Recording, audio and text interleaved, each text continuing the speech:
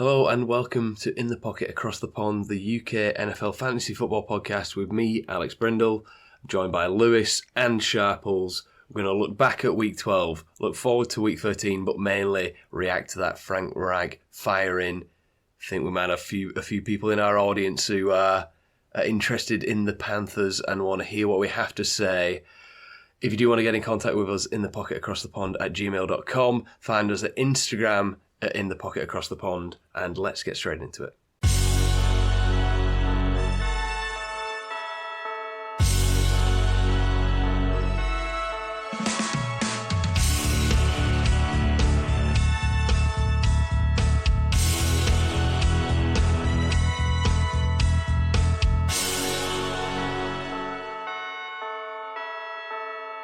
Lads, I've got a good little stat for you. Did you know that NFL teams during the bye week since 1998, all 32 of them have a 0% win record? And that's my impression of an ESPN Instagram post. Yeah, good stuff. Yeah. That also, to be fair to that stat, they have that in common with your fantasy teams as well then. I wouldn't be bringing that up, man. I Burn. wouldn't be bringing that up to the man who's top of the... Anyway. Top of the hill in the main league. Top of the hill. Okay, right. Let's get right into it then. Week 12, been and gone. I think only place to start. Bills 34, 37 Eagles, overtime victory for the Eagles. They just keep winning. Knew they'd win. Don't they, Al? It was never really in doubt. You knew they'd win when they were down at halftime. You reminded yourself that the week before they were also down 17-10 against the Chiefs. I think they went into the half against both the Chiefs and the Bills down 17-10, and won the game never in doubt. Jalen Hurts and that team just have like a kind of never say die mentality. Surprised that the Bills took it that far, to be honest with you. Just makes you think what they could do if they had more than two players on offense. I suppose James Cook, 2.5. James Cook's been okay. But yeah, the Eagles are going to win the Super Bowl. Sharples, do you share that sentiment, Sharples? Yeah, Eagles are going to win the Super Bowl. It's looking pretty inevitable, but I think it should give the Bills a bit of confidence. If they play like that every week, they'll beat pretty much every team aside from 3 or 4. And it's just frustrating that they can't do it when they roll out against some of the teams that they lost to this season. But the Eagles just look like an absolute juggernaut, and it's sort of getting to the point where it's like, what's the point? Because they're going to win everything this season. True, and I agree about the Bills. Like the Bills are better than a lot of teams. Like, they're much better than 6-6. They've had some poor, exactly. They've had some poor losses and just haven't. I don't know if they are though. Maybe the thing is that the peaks are so high with the Bills, not only in terms of the wins, but I'm talking about the roster construction. The peaks are so high with the Diggses and the Josh Allens, but it's not a very well put together roster. No. It's not a super deep roster. I mean, they're a 6-6 team with a few all-pro players, but they're still a 6-6 team. Yeah, True. I think it's been clear this year that they just haven't been able to compete against those upper echelon teams like the Eagles, who, I mean, I know I've been a little bit sceptical, picking the 49ers and the Cowboys, but it's just interesting. Like, again, the Eagles probably should have lost this game. Like they probably should have lost against the Cowboys, like they probably should have lost against the 49ers, like they probably should have lost against the Chiefs. Ended 31-all in regulation. Bills had 2 field goals missed, which, in the moment you might be thinking 3 points, whatever. When it ends tied at regulation, that's the importance of those 3 points. And the Bills had the first possession in overtime as well. All chances to win that game, and they didn't. And like I say, But they probably shouldn't have lost those because I think we're getting caught up on the fact that we're expecting the best team in the league to look like Miami when they're on, or look like the Chiefs in previous years when they're on. But the Eagles, they're not necessarily there to blow people out. They're there to be like, okay, so we need to score 7 points here, we'll go and score 7 points here. Oh, we need to score 3 here, we'll go and score 3, but we might score 7 as well. There's nothing wrong with scoring the points you need to score to win the game. And though we're saying they should have lost these games, I don't think anyone was surprised that they won them. No, definitely. Look, I'm just saying, like, the teams that they have played against have all been in positions to win the game and haven't done. It's just sort of, I don't want to undermine the Eagles, they're playing excellent, but there just seems to be like a divine presence this year that just keeps making them win games, and the mark destined of a good team, though, isn't it? Winning when it's ugly. Exactly. We always say when we talk about Premier League football, you can win and not make it look pretty. That's what they've been doing. Exactly. I mean, Eagles 5-game winning streak from one red hot team to another. Though Browns 12, 29, Broncos also on a 5-game winning streak, and they have beaten some decent teams on that winning streak. Sharples, what do you think about these Broncos?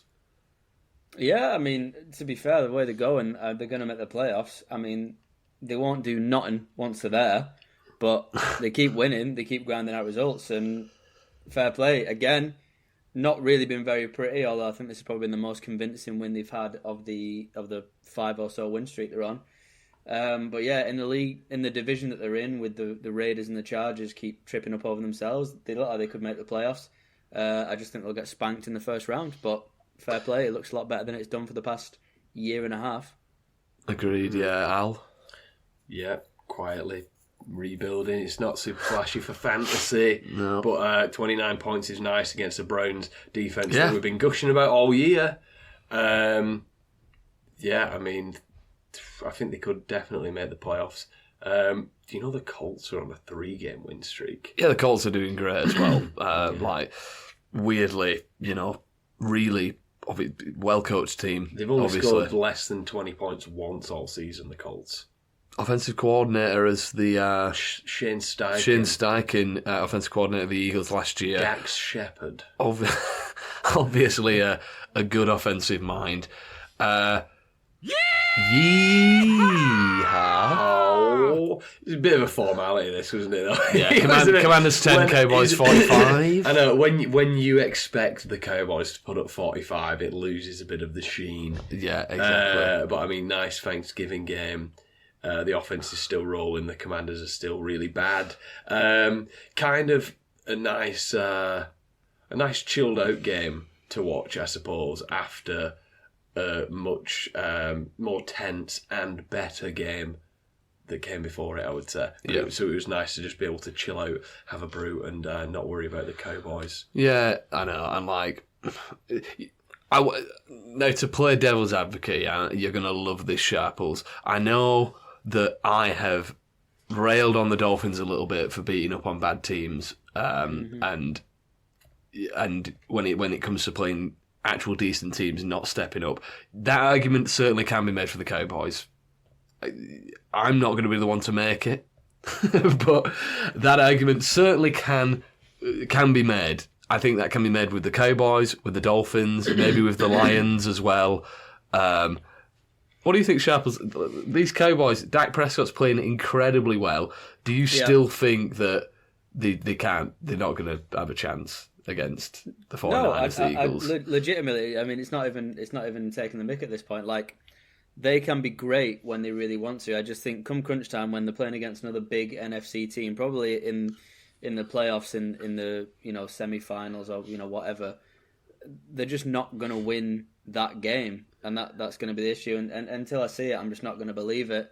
But yeah, obviously turn up and put in 45 past Commanders. Yeah, we all feel great, but when it really matters, when you're playing against the Niners or the Eagles in the game to get you in the Super Bowl, I just think that's when Dak throws 3 interceptions. Yeah, true. I mean, I can't really argue about that.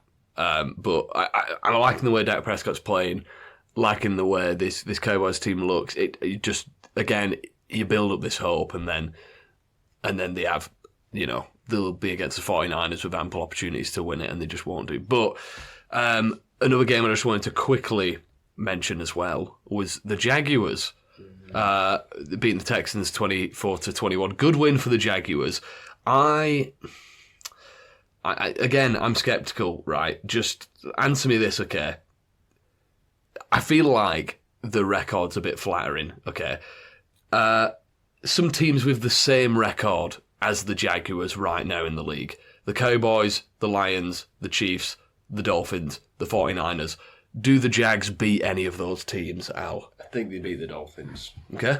I think they beat the Dolphins. I mean, Lawrence played really well through the air this game. Is what you want to see from Trevor Lawrence, you know. Again, I think like we mentioned last year at the start of the season, the critics are quick to kind of stop speaking about Trevor Lawrence when this best prospect since Andrew Luck, you've heard his name since high school, player in Trevor Lawrence doesn't play very well, but they're also very quick to gush about him when he plays really well. But he did play very well at the weekend, as did CJ Stroud. Going to be some unbelievable games in the future if they keep playing like they are doing. I think the Texans played great again, as did Stroud. But yeah, the Jaguars are quite a well-rounded team. They can run the ball. If Lawrence plays like that and the defense plays like it has been doing recently, I think they beat the Dolphins. They have a good game against the Cowboys. The Lions squeak past them and they get trashed by the Chiefs and the 49ers. Sharples, what do you reckon about the Jags? No, I'm not as high on them. I think they've beat up on the teams in their division. So Titans, Texans, Colts, which I think was pretty expected. Obviously, the Texans are having a bit of a resurgence. But other than that, I mean, yeah, like you said, Colts are on a 3-game win streak, but they've been shaky. And I think the Jags played them before they had Jonathan Taylor back. And obviously the Titans have been such a mixed bag and generally terrible. I think that's propped up the record. I think realistically, I think they're a 10-7 team. Not saying they're not worthy of the playoffs. I think they'll make the playoffs, and I think they deserve to be there. But I could see them going out in the first round. That offense can look good, but it can also look bad. And if they turn up on the wrong day, I think they're going to get smoked in the first round. So, yeah, not quite as high on them as Al is, I'm afraid. True. I mean, I don't know. I don't really know why I'm complaining about the Jags having such a good record because, we're living in a world where the Steelers are 7-4 and the Colts are 6-5. So who knows what's going on in the league this year? I was about to ask you too if you know the Steelers' record 7-4. 7-4. That is incredible. Yeah. I mean, the Colts are going to be great next year. The Steelers are going to be great when they get another quarterback. The Tom Brady quote from this past week. How do we feel about that? The paraphrasing. There's a lot of mediocrity in the league this year. This year? Yeah, this season. Well, I mean, if you look at it on paper and you look at the records of teams, then you could say so. However, I think there's a lot to celebrate. I thought he was talking about the whole league as a whole, because I think we've seen now the transition from his kind of group of quarterbacks, him, the two Mannings, Rivers, Ben, Drew Brees, Big Ben, Aaron Rodgers, R.I.P. Rodgers, yeah. We've seen that, and we've got the new kind of crop now. So I don't think there's mediocrity in the league in general. I suppose if you're looking at like records of teams, then maybe. But also, it's one of those where it's like there's probably always going to be half the team with below 500. Just half the league yeah. below 500, half the league above 500. It's just the way it works when you have good teams and bad teams. I mean, did you see Alex Smith chirp back a little bit? Did you see the clap back? Clap back, Alex Smith. Did you see the Sharples? Yeah, I can't remember what he said. No, I didn't see it. He said, like, Brady's talking about the mediocrity of the league right now, and he's like, you literally just won a championship like 2 seasons ago in this like mediocre league that you're talking about, and also got knocked out of the playoffs last year. And Alex Smith went on to say he played in the easiest division in the league for 20 years. He did. It was pretty crazy how, besides from like the Jets having a run in Mark Sanchez's first year and the Bills making the playoffs like for the first time in a million years in like 2016, genuinely, those teams were awful the whole time Brady was there. It's no like there's no like, oh, the Dolphins are quite resurgent and the Jets might be good this year and the Bills are great. They were never good while Brady was there. Ever. Yeah. I thought it was a bit old man yells at cloud personally. I feel like you hear it a lot in the NBA. The guys from the 2000s criticised the 2010s. The guys from the 90s criticised it, and so on and so forth. It was always a tougher league when you were playing. And as some of the stuff he mentioned, I think was referring to the fact that like someone was talking about, Brady only had 20 roughing the passer calls against him, and Trevor Lawrence or someone has had 20 this year. It's like, it's a safer game because we don't want everyone to have dementia by the time they're 35. Things have to change. We know more about science. We can't all be smacking everyone for every play, but also like that's just for the betterment of the league in general. So I know. I think we always look about things with rose-coloured glasses, but league seems fine. There's still plenty of players. Tom Brady's not there, but true. I mean, Brady's a goal, but I mean, I think he was just maybe a bit frustrated because he was preempting his precious Birmingham City getting beaten by Blackburn Rovers 3-0 on the following Wednesday evening. Agreed. I also think it was maybe, Brady, he's heading to that booth, not the section yet. He's heading to the booth next year, support for Fox. I think it was him trying to stir the pot a bit, trying to see what reaction he gets. He's like, can I do this? I'm going to say something, that people can react to a bit. I'm going to put myself out there as like a media personality now. And he comes out with this as the first thing he said. That's what I thought from it anyway. I thought this was Brady trying to introduce himself as one of these voices. Rubbish. Everyone is crap. And to be fair, if anyone can say that, it's Tom Brady. Anyway, elsewhere in the league, Chiefs looked like they were back on it this week against the Raiders. Rams, fully healthy, looking really good, was against Arizona, though, who were pretty crap. And, 49ers, mint. Just mint. Any notes on any of the games, lads? It still feels weird that the Bengals are just kind of, like in one fell swoop, the Bengals just got relegated to that crop of teams that have no chance at all this year and aren't playing anything, and so it still feels weird when you're seeing them losing to the Steelers, or you're seeing the Bengals fantasy players on your fantasy team, or you're listing off all the AFC teams, then automatically the Bengals are no longer there. That feels weird to me, because we're all convinced just a month ago that they were back on track and heading to, because they were my Super Bowl pick to get beat by the Eagles in the Super Bowl. So that feels weird to me. I don't like it. I like fantasy football and the NFL when the Bengals are good and Joe Burrow's playing. Definitely, yeah. Let's move on to our little categories, though. Let's start off with impressive victory. Al? I'm going to go with the Green Bay Packers because they thoroughly shellacked. They just really thoroughly beat the Detroit Lions in prime time on Thanksgiving. They just never let up. They kind of put the foot on the throat of the Lions and just never let off. And I thought it was really impressive. Foot on the throat of a lion. I wouldn't recommend. Pretty tough. Sharples, impressive victory. I had to give it to the Denver Broncos, coming in racking up 29 points against a fearsome Cleveland defense like it was nothing. So got to give them the flowers when it's due. Broncos. Yeah, nice. I went the Packers as well, just because, as you were saying, they dominated. Game on Thanksgiving against a very decent Lions team.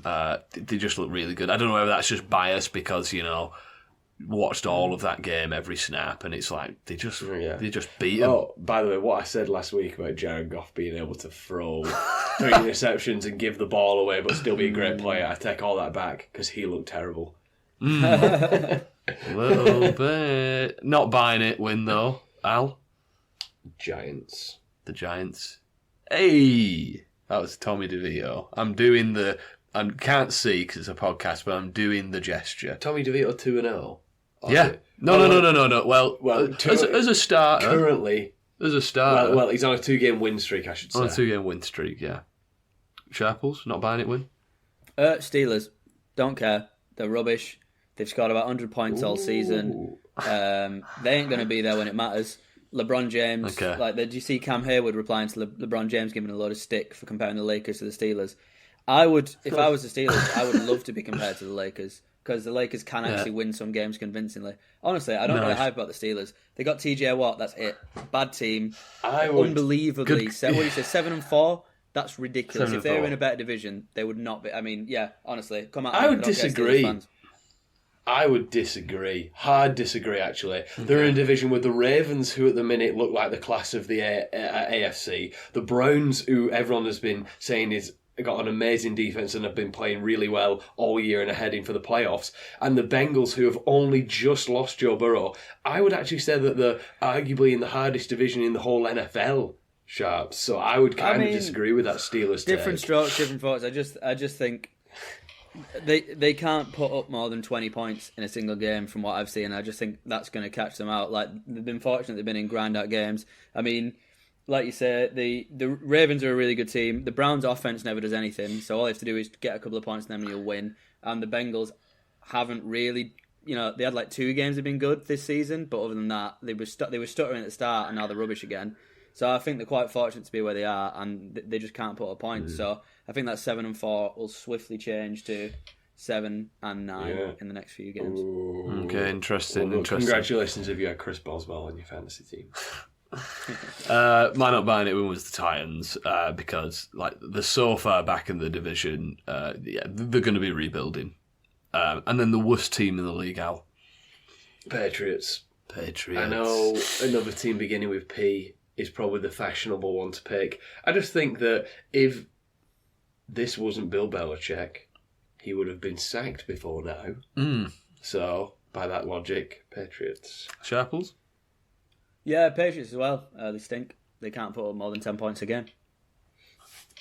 Yeah, I thought this was a tough one. I was going to put Patriots until something happened, which we'll get into shortly. And then I wrote Panthers in capital letters. Embarrassing franchise. Yeah. Let's get on to the players, though. Players of the week. The guys who had the biggest fantasy days. Quarterback, Josh Allen, Jalen Hurts, Dak Prescott, CJ Stroud, Jordan Love. Running back, Karen Williams. Kaz is back. Insane game on his return. Christian McCaffrey, he's etched into this top 5 every week, pretty much. Bijan Robinson, Isaiah Pacheco, Josh Jacobs as well. Wide receiver Tyreek Hill, another guy who's etched into this. Mike Evans, Rashee Rice, Devonta Smith, and Nico Collins. And then tight end Pat Freiermuth as well. Whoa. Came back. Freiermuth, insane game, targeted more than anyone on the week, potentially. Fantastic game back. Very promising if you had Freiermuth or picked him up on waivers. Tyler Higbee, a couple of touchdowns in that game, really nice. Sam Laporta, TJ Hawkinson in the worst game I've ever seen in my life. And then Travis Kelce trying to creep his way back to relevance in fantasy football, not in the real world, because that boy is relevant. That boy be relevant.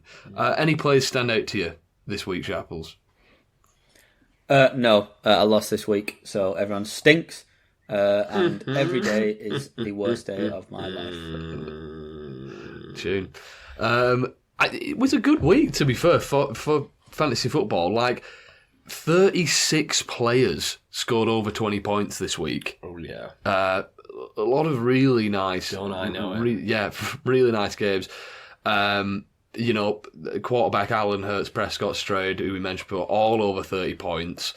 Al, anyone stand out to you? Mike Evans. Mike Evans. Mike Evans, currently 150 yards away from another 1,000-yard season, making it 10,000-yard seasons to start a career. That is crazy. And he looks great, and he's the type of player that, because he's a big guy, he's a contested catch guy, he's a red zone guy. I think he's going to be really good for at least another 2 or 3 years. And what a year. I mean, Baker Mayfield loves throwing it to Mike Evans, and what a bargain in your fantasy draft. If you drafted Mike Evans this year, maybe it's time to adjust those Chris Godwin expectations now. Obviously, if you're new to fantasy, Chris Godwin was wide receiver 2 about 3 years ago. Never really lived up to those heights with Brady. Obviously had the injury, and then seems to definitely be taking the number 2 role now behind Mike Evans. But I mean, Mike Evans, what a season! I know. I think my surprise of the year so far, and if we do an award like that at the end of the season, is probably maybe going to go to a Mike Evans. Spoilers. Because do you know that player? Do you know that player that he's not necessarily come out of nowhere? We know Mike Evans is great, but there was a lot of question marks about the age, the new quarterback, how good the team's going to be, which meant his draft capital went down to 6th, 7th round. And like I said a minute ago, what a bargain if you drafted Mike Evans this year for fantasy. I agree. I think a player similar to that in a lot of aspects, although you did have to draft him a lot higher. Talk about aging like a fine wine. Keenan Allen and Mike Evans. Still running the league. You know what? I feel like this is weird to say because I don't know these gentlemen, but seeing this influx of new talent, new quarterbacks, new wide receivers, it just makes me proud and warm inside when I see Mike Evans and Keenan Allen doing so well. Yeah. Because it's like, they've still got it. The lads have still got it. Yeah. Not going to be drafting them next year, though, because they're old. I don't want to be caught with that bag. Yeah. Players who didn't do too well, though, bust this week. Brock Purdy, every week start, was he, Sharples? I said he was a nice glass of Horlicks, but sometimes someone can spit in your Horlicks, and that was this week. That's a sour milk Horlicks, I'd say. You didn't check the date of the milk. Austin Eckler. We did talk about Tank Eckler last week. We did mention his name. What did we say about him? That he just looks like a tank, but not in a good way. He's running really slowly. He had a bad game. He had a pretty bad game. Tua had a bad game, but then it was the Jets. He didn't really need to do all that much. Fun fact, both of those quarterbacks you mentioned are on my roster, hence why I lost. Yeah. Excellent. Saquon Barkley. Fun fact, those are my 2 starting running backs, Eckler and Barkley. But thankfully I have Mike Evans, so I won. And you played Lee. Lee catching some strays. I don't even know if he listens to the podcast. Hey, he's got like 70 points this week. He could have played me, and you'd have won. This is wild how unrelatable this is to anyone listening who doesn't know Lee. Oh, I feel like everyone really in the heart, they know who Lee is. You know Lee. Yeah. Do you know Lee? Write in. If you know Lee. Joe Mixon had a pretty poor game as well. I think this is, we're changing expectations for this Bengals offense, really. Jamar Chase had to catch 2 deflected passes, you know what I mean, on his way to 3 receptions. Yeah. So we'll change the expectations of this Bengals offense. Geno Smith, pretty awful game.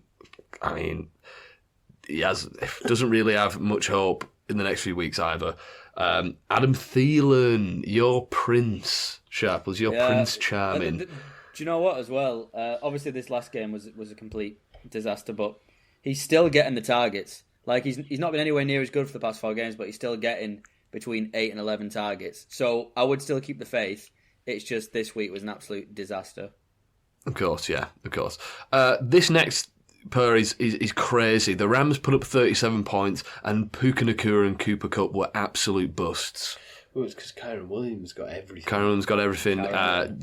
He's Matthew Stafford threw 4 passing touchdowns, none of which to wide receivers.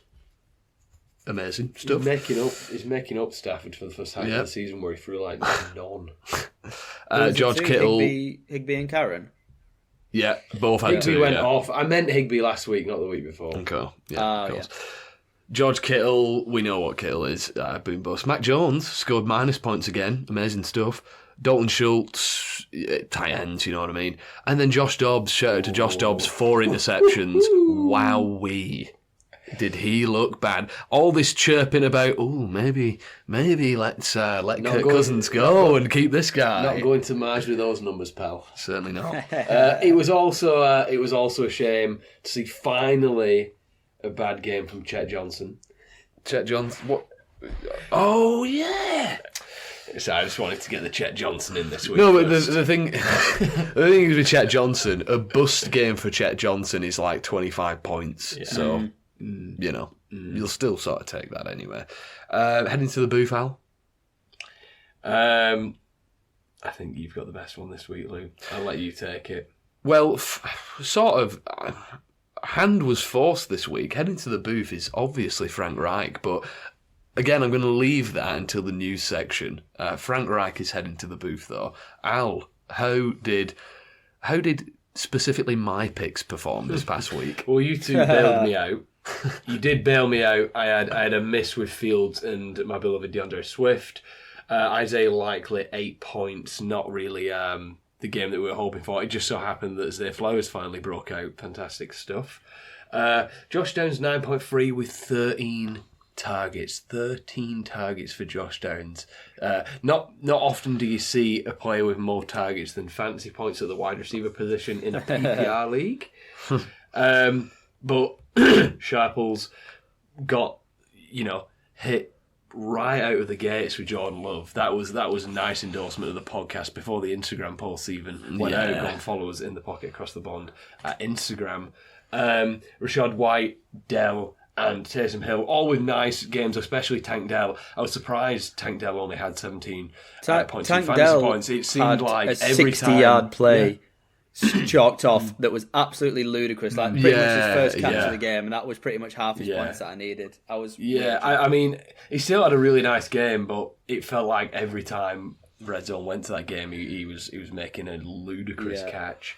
But Lou, Evan Engram, 9.9, you'll take it. But Pittman with the 20.7 hit. Bijan Robinson, 27.3, finally a big hit. And Lawrence with his best game of the season as well. So Lou, not only 2 nice hits there, but in Lawrence and Bijan Robinson, 2 best games of the year as well. Well done. What's you thinking behind that? How did you know that they were going to have the best games of the season? Didn't Sharples say something last week about tea leaves or something? Yeah. Brewing tea. Trying to make the same joke. Oh, you've been on the lap sang, have you? Yeah. It was just excellent fantasy analysis, really, on my behalf. Really, just textbook, shrewd. I would class it, and obviously there's certain things we can say on this podcast. You throw enough feces, some of it sticks. Yeah. Okay, yeah. Listen, there's always an element of chance in this. We just try and prepare the best way to give ourselves the best possibility to succeed. And this week it worked out in ways that I thought it was going to. Decent week. Can I say that my head into the booth is actually Matt Ryan? It should be called Staying in the Booth. Because for some reason, every time someone needs a quarterback, Matt Ryan's name gets brought up, and it's like, why would you ever do that to your team?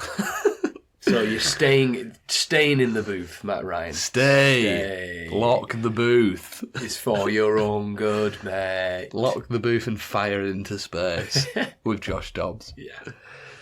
That'd be safe.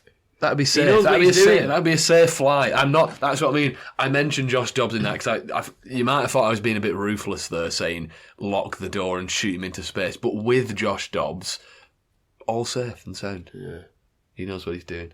I don't know if he does though.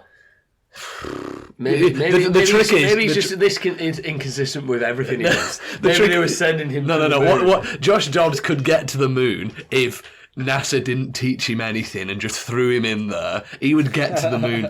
If he spent 10 years researching with NASA, he'd mess it up. Yeah. This guy only works good on the fly. Where would he end up? Plymouth. Uranus. He'd end up Uranus. Yeah, very good, very good stuff. Injuries, though. Let's get into the injuries. A couple of, one very big one, very recent and unexpected one. We'll start out with Chris Olave ruled out of the Saints game in the third quarter with a concussion. Keep an eye on that. We know the deal with concussions. I think, as far as I know, if only one person has actually made that week turnaround on a concussion and played the next week. Can't remember who exactly. Might have even been Tank Dell. But so I would say plan for Chris Olave to be out, but if he's in, fantastic. Same game, Raheed Shaheed, if you were sort of playing him in a deeper league. He was ruled out with a thigh injury, so he might miss some time with that. Amari Cooper was ruled out of the Browns game with a rib injury. X-rays have come back negative, so just keep an eye on him. Donnie Dorian Thompson-Robinson was also ruled out after a brutal hit. Did we see this hit? Yeah. Wow. Yeah, he was ruled out of that game. Not surprised. It was a Bobby Boucher hit. True, yeah. And then the big news that came to us on Tuesday night, Jonathan Taylor, he's set to undergo thumb surgery after the injury that he suffered this past week against the Bucs. Going to the same place that Kyler Murray went. Too much gaming, yeah. Looks like he's going to be out multiple weeks. No decision on injured reserve yet. Gutting, Taylor was just getting rolling. If you got Zach Moss, congratulations. Well done. If Zach Moss was out there on waivers and you managed to pick him up, congratulations as well. We'll finally get to see a real running back again.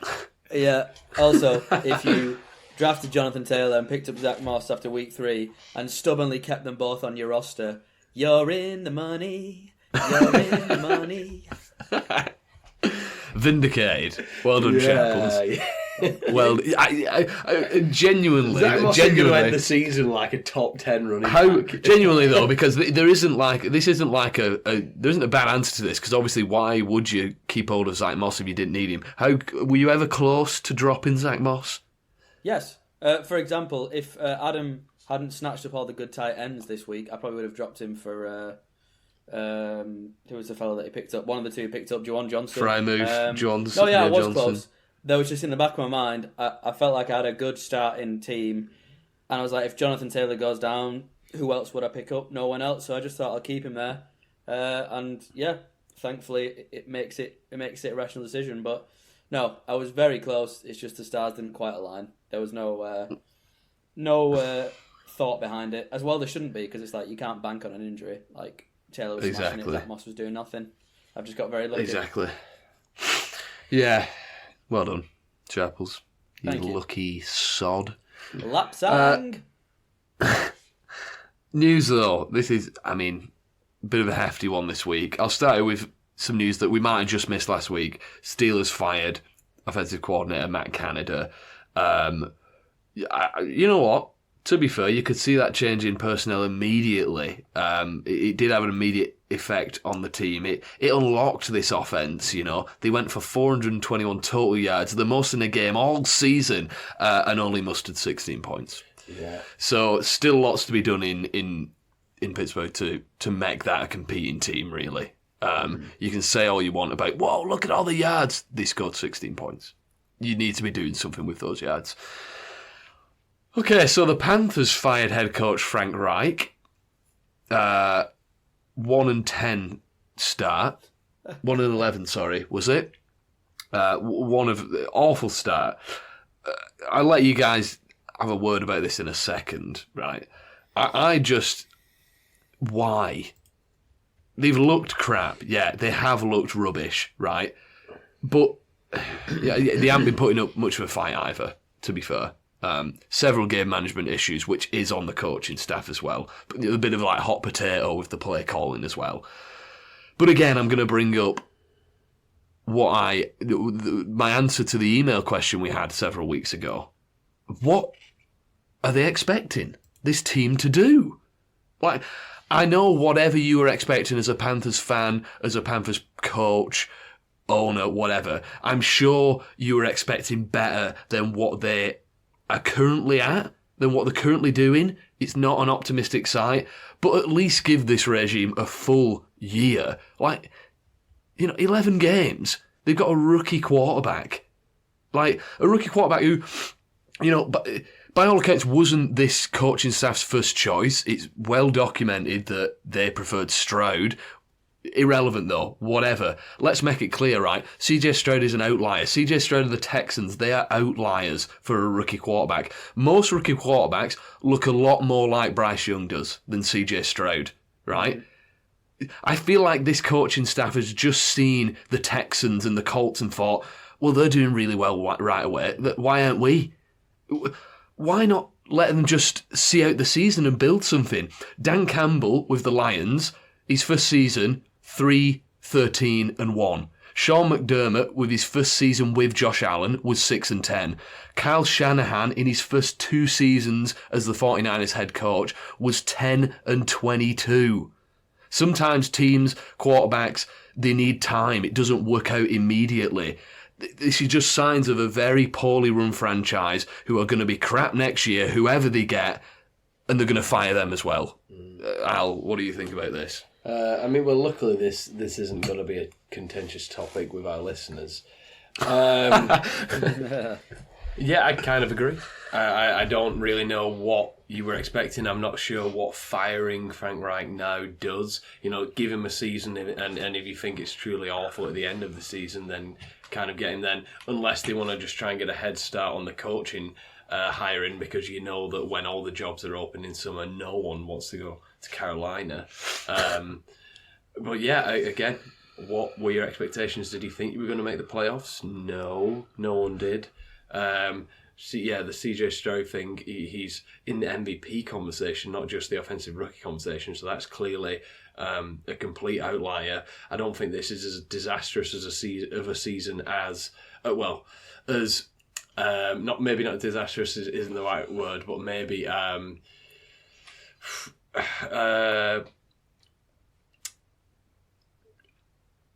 can't think of the word. You're thinking about the word. I'm thinking about the word. It's Keep not thinking. Controversial.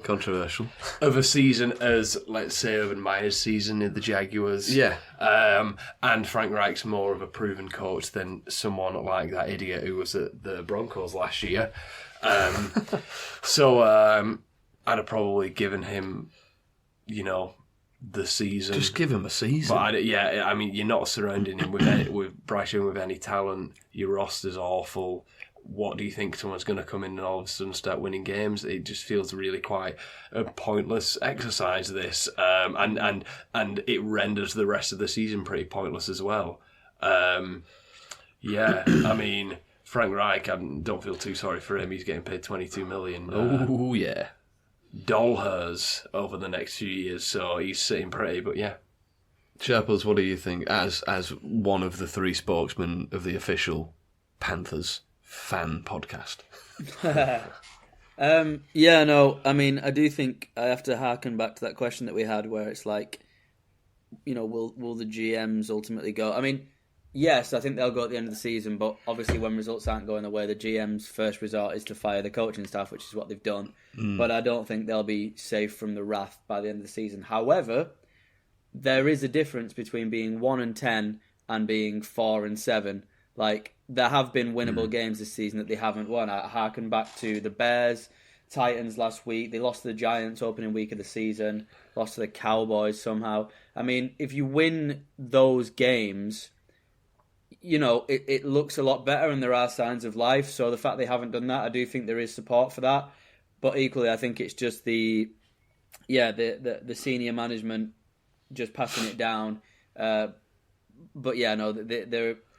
They're a little bit rotten to the core, this organisation. I don't think they've got the right people in senior management. I don't think they've drafted the right pieces. I don't think they made the right trades. I don't think they've renewed the right contract.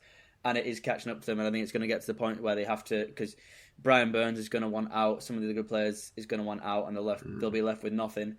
Right now I think it's just the GM making a decision just to prove to ownership that he's doing something. I think he'll be out on his ear by the end of the season as well.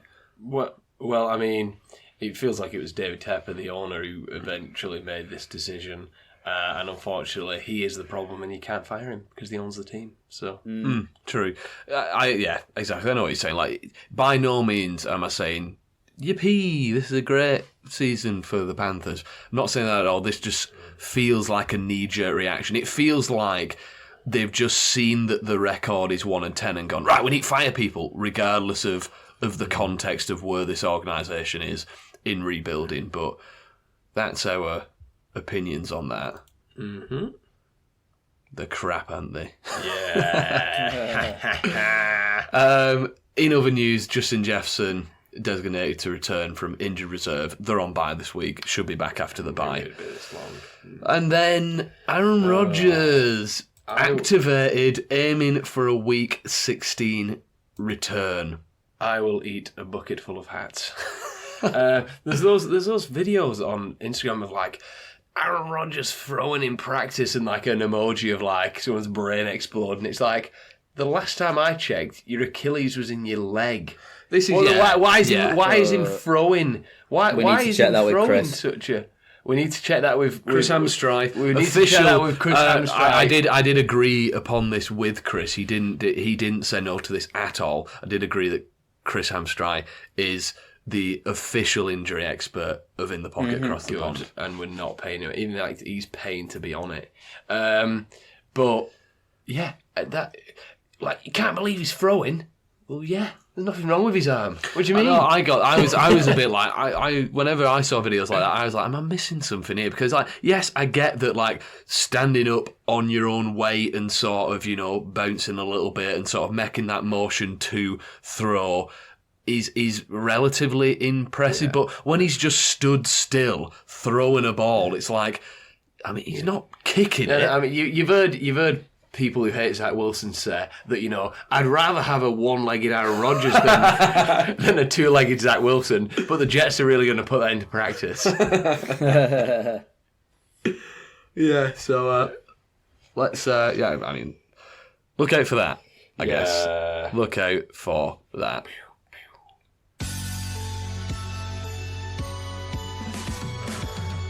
Okay, week 13. Ooh. Unlucky number 13.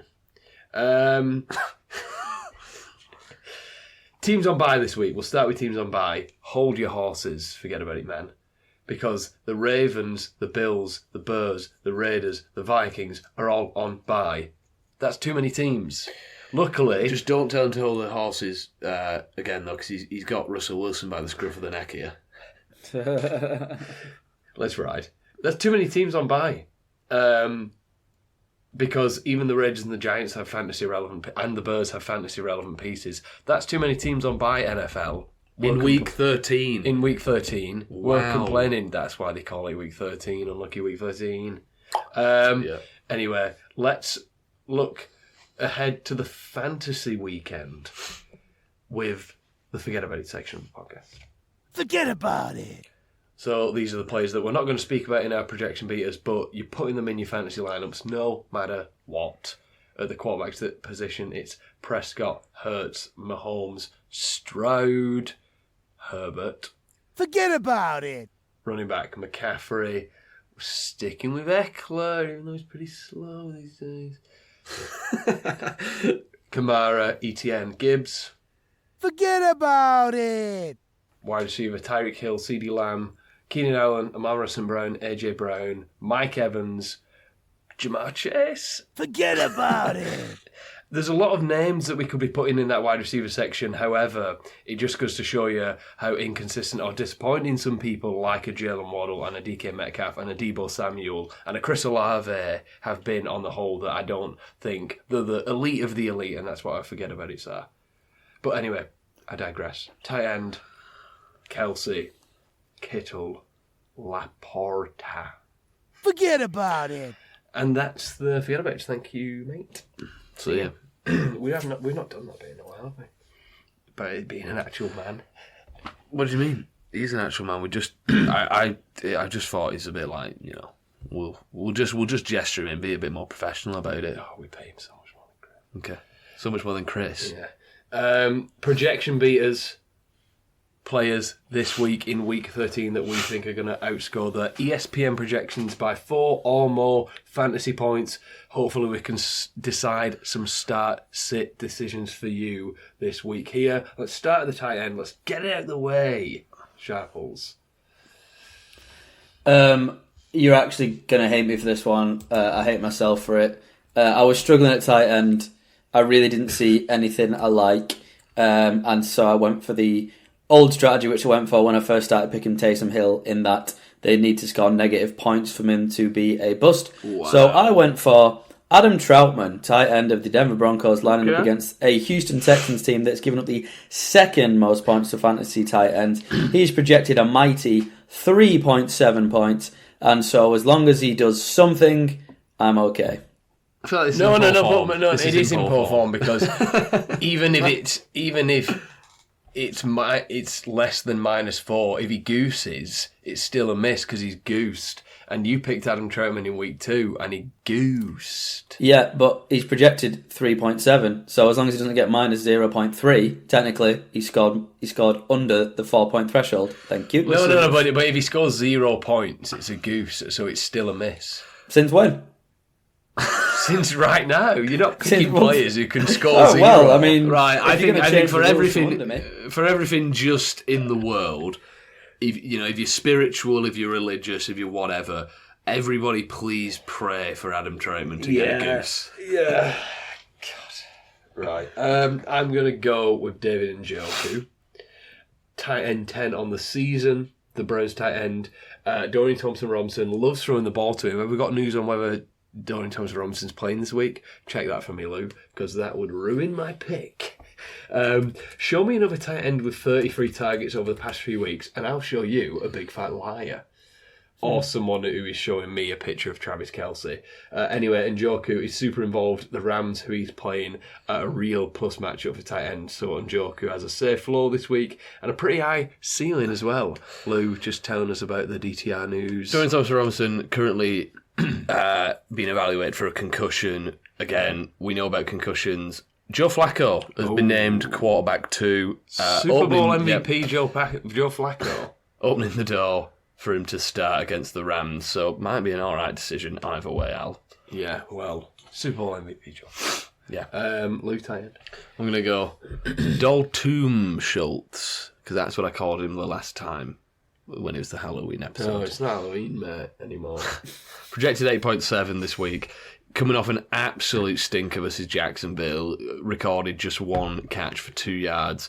This week, facing Denver, who have given up the most fantasy points to tight ends this season. And in the last 2 times that Schultz had really poor games, in weeks 3 and week 8, he followed each of those up with 3 solid weeks on the bounce for fantasy. So I'm expecting him to get back on track this week, like he has done in the past. Running back, Sharps. I've gone for Isaiah Pacheco this week, running back for the Chiefs. Projected 13.9 points, coming up against a Green Bay team that's middle of the road to not very good at defending the run. I just think it's a relatively low projection considering that he went off last week against Las Vegas. He's been getting a lot of carries past 3 games, 16, 19 and 15 respectively. Decent bit of receiving work depending on the game. I just think 13.9 is a low projection, and so I think it's quite beatable. And I do think it should be a relatively open game if Jordan Love comes out slinging like he did last week. So I think there should be a lot of points available, and that's why I've gone for Isaiah Pacheco. Nice. I'm going to go Ramondre Stevenson, projected 15.5 versus the Chargers. Stevenson's been on a wee bit of a tear recently. He's the running back 10 since week 9, and he's had a bye week in that time. So PPR, he's 4th in that period. So he's been playing really well.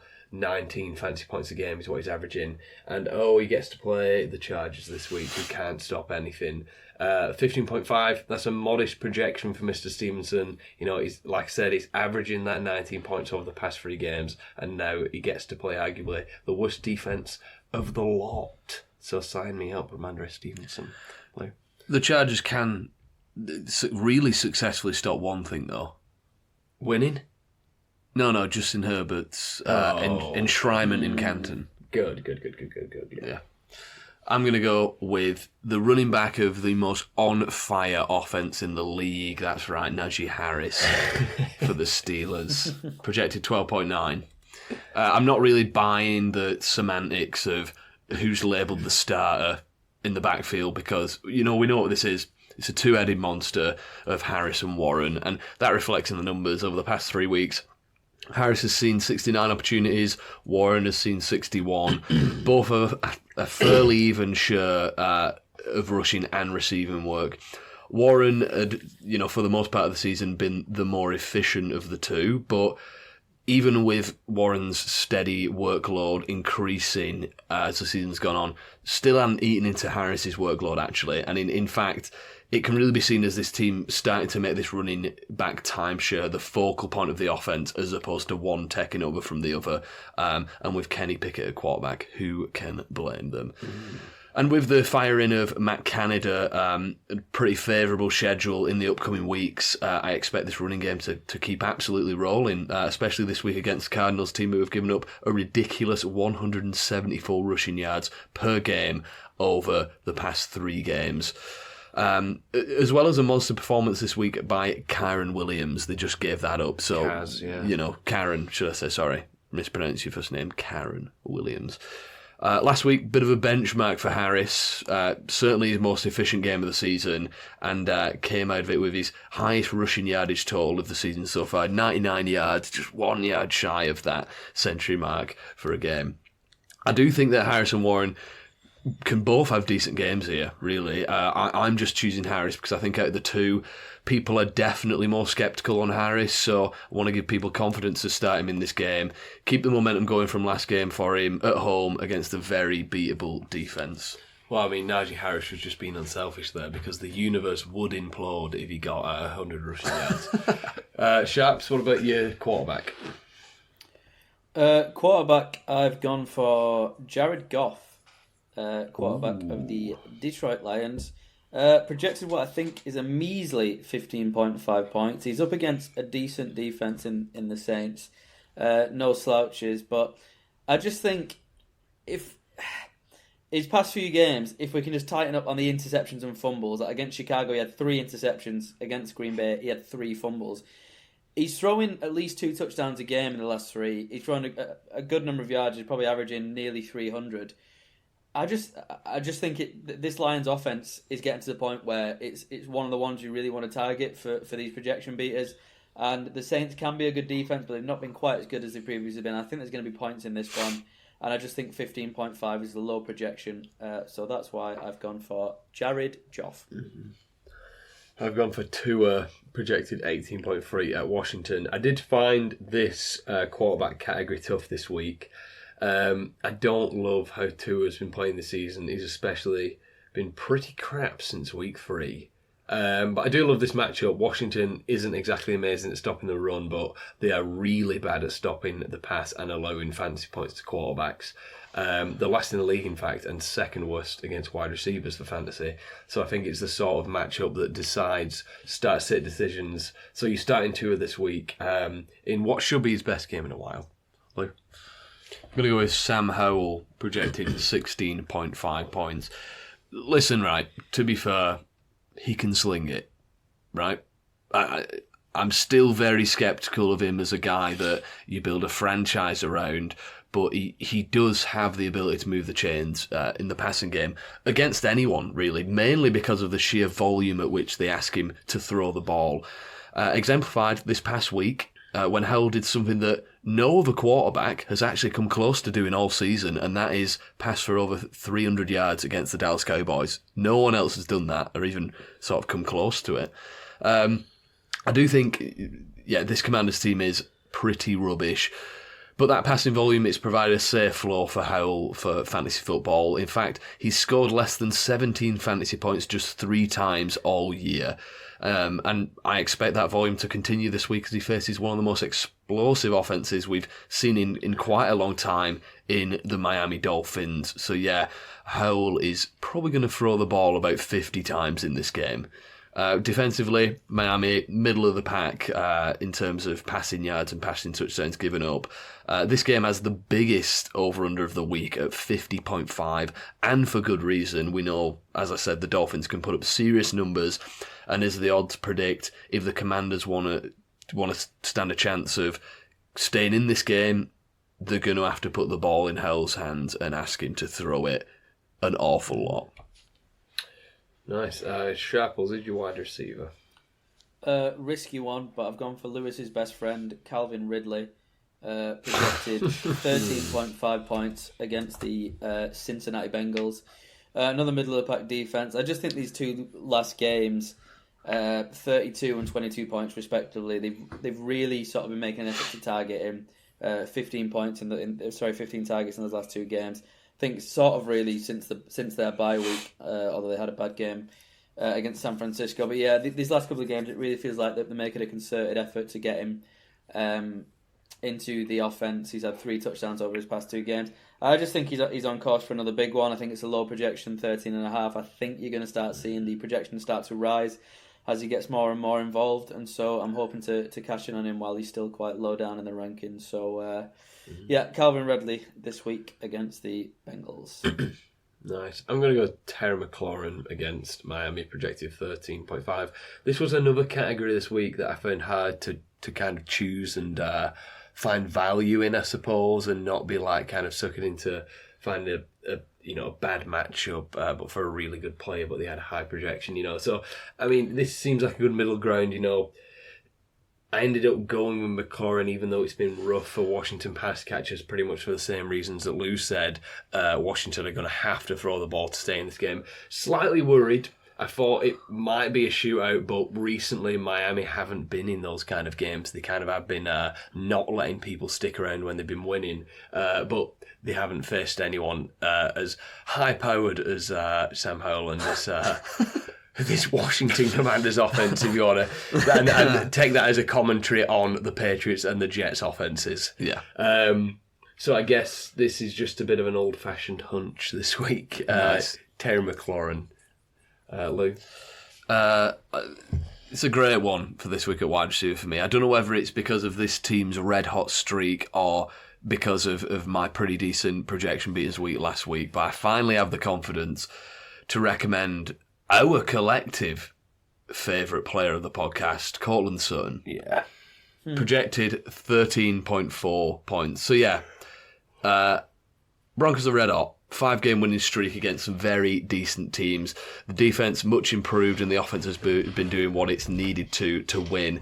And within that winning streak, it's been clear to see that Sutton is once again establishing himself as the leader of this wide receiver room. Over the past 5 games, Sutton has led the Broncos in targets, receptions, receiving yards, and led all skill position players in touchdowns. As for fantasy football, he hasn't completely gone off in any of these weeks, but he's had over 16 fantasy points in 3 of the 5 games, and I think could be due a very decent showing this week against a Texans defense that has become a bit of a pass funnel defense, really. They've been giving up over 290 passing yards per game over the past 3 weeks. These are certainly 2 of the more interesting and informed teams in the league. The over-under reflects that, 48.5, which is the second highest of any game this week. I think it's going to be a competitive one. I do want pieces in it, and I think Sutton is the clear number 1 option of this entire Broncos offense this week. Okay, and we'll finish off looking forward to week 13 with your game tiers, Sharples. What have we got in the tier list of games this week? Pretty even split. We've got 3 in the bad, 4 in the meh, 4 in the good, and 2 in the great. Starting off with the bad, we've got the Jets against the Falcons, Steelers against the Cardinals, and the Buccaneers against the Panthers. No arguments here. I love how you deliver that like you're on countdown as well. Like choosing the numbers. 2 from the top, 3 from the bottom. I thought you meant I sounded like Carl Vorderman. In the meh, that as well. Titans, but Colts, that's been noted previously. Patriots against the Chargers, Commanders against the Dolphins, and the Jags against the now stinky Bengals. Yeah, that's a shame, but yeah, I agree. A lot of pretty good teams there against bad teams. Into the good, we've got the Packers against the Chiefs, the Rams against the Browns, the Saints against the Lions, and unbelievably, given where we went in the start of the season, Texans Broncos. Yeah, Texans Broncos is probably like the class of that group as well. And moving into the great, quite easy to guess this week, we've got the Cowboys against the Seahawks and the Eagles against the Niners. I would say that the Seahawks really need to up the game if that's going to be a great game. That's fair. Yeah, agreed. I agree with that. Yeah, I mean, I do agree with you, Al. Like, I can personally see the Cowboys absolutely trouncing them because the Seahawks have been pretty underwhelming and bad recently. But yeah, that Eagles 49ers is just when you thought the Eagles Bills game was going to be sort of like the absolute, game of the season. Eagles 49ers, wow, that is going to be a game. Yes. But I think that's going to do it for us, lads, this week. It is. Thanks for joining me again. Me, personally. Yeah. No worries. Cheers for joining me on my podcast every week. Enjoy week 13. I hope Red Zone is as good as it was last week. It's been pretty good for a few weeks now. And good luck. We hope you secure the playoffs, or at least you don't drop out of the playoffs this week, because it's business end of the season. It is the business end of the season. Yes. If you are already eliminated from the playoffs, thank you for listening. Because there's no point. If you are listening and you aren't in the playoffs, it sort of confirms how good this rapport is between the three of us. Because there's no other point you're listening. Because you're rubbish. You are honestly awful. If you're not in the playoffs at this point, you are really crap at fantasy football, but thank you for listening. I've clinched the playoffs in our main league, so I'm just going to cruise control it this weekend. Goodbye. See ya. Bye-bye.